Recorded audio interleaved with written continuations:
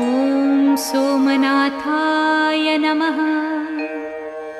ॐ मल्लिकार्जुनाय नमः।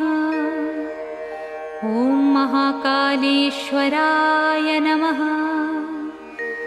ॐ ओंकारेश्वराय नमः। ॐ वैद्यनाथाय नमः। ॐ भीमशंकराय नमः। ॐ रामेश्वराय नमः। ॐ नागेश्वराय नमः। ॐ विश्वेश्वराय नमः। ॐ त्र्यंबकेश्वराय नमः। ॐ केदारेश्वराय नमः। ॐ भुस्मेश्वराय नमः।